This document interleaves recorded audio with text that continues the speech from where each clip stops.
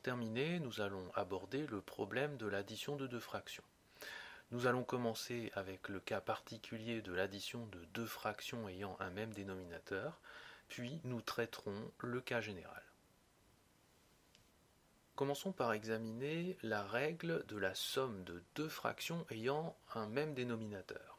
Alors cette règle dit la chose suivante: si vous avez deux fractions a sur b et c sur b qui ont même dénominateur, ici c'est b, eh bien l'addition de ces deux fractions va vous donner une fraction qui aura encore le même dénominateur b, mais le numérateur, lui, sera la somme des numérateurs a et c. Alors essayons de comprendre sur un exemple pourquoi cette règle est pertinente. Nous allons regarder l'addition des fractions 3 huitièmes et 2 huitièmes et nous allons les comprendre en termes de proportion. La fraction 3 huitièmes, nous allons la représenter sur ce disque qui a été divisé en 8 parties égales. Donc la fraction 3 huitièmes, nous pouvons la repérer sur cette partie-là. J'ai assuré 3 petits morceaux de ce disque. Et la fraction 2 huitièmes, eh bien, nous allons la repérer ici.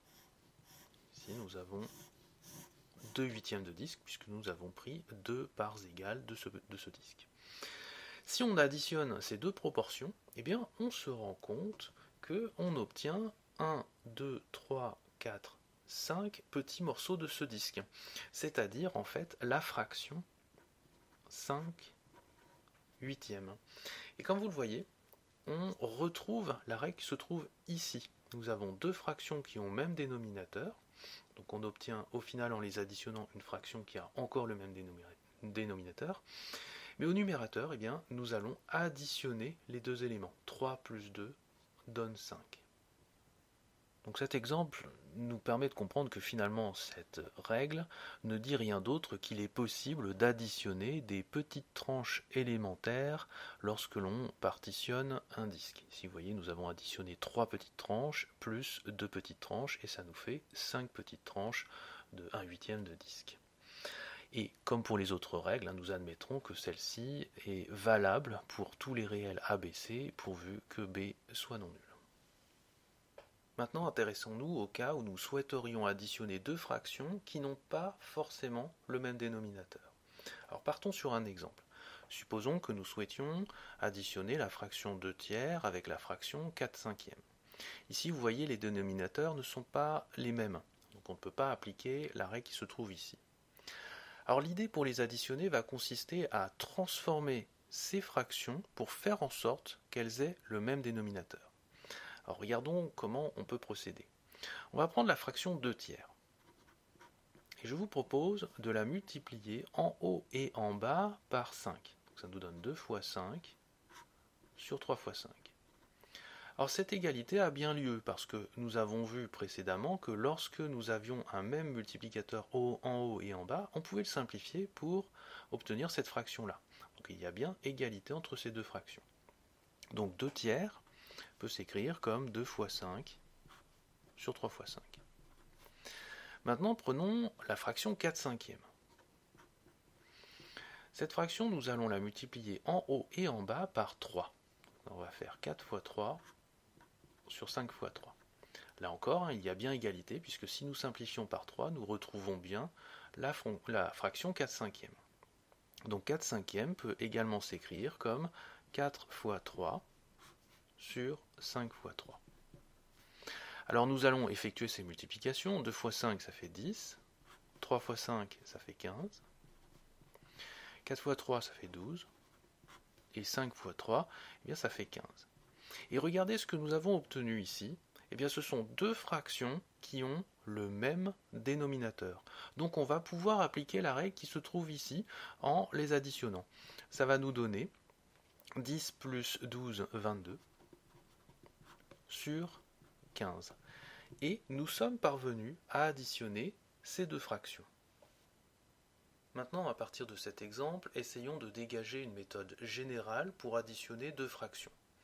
Si vous observez bien la première étape de cet exemple, eh bien vous remarquerez que pour transformer la première fraction, nous l'avons multipliée par le dénominateur de la seconde fraction, puisque nous l'avons multipliée en haut et en bas par 5. Et puis, nous avons transformé la seconde fraction en la multipliant en haut et en bas par le dénominateur de la première fraction, puisque nous l'avons multiplié en haut et en bas par 3. Et en faisant ces opérations, eh bien, nous nous rendons compte que les dénominateurs que nous obtenons sont identiques. Ils valent tous les deux 15.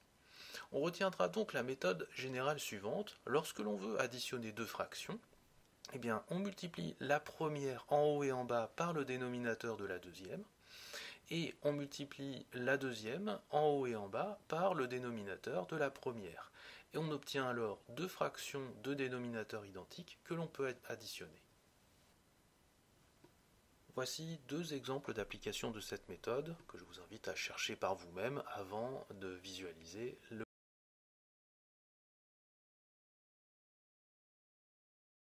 Alors ici, on veut additionner la fraction 1/2 et la fraction 2/3. Comme vous le voyez, ces deux fractions ne sont pas au même dénominateur, donc nous allons les transformer. On va prendre la fraction 1/2 et on va la multiplier en haut et en bas par le dénominateur de l'autre, c'est-à-dire 3. Donc on va faire 1 fois 3 sur 2 fois 3.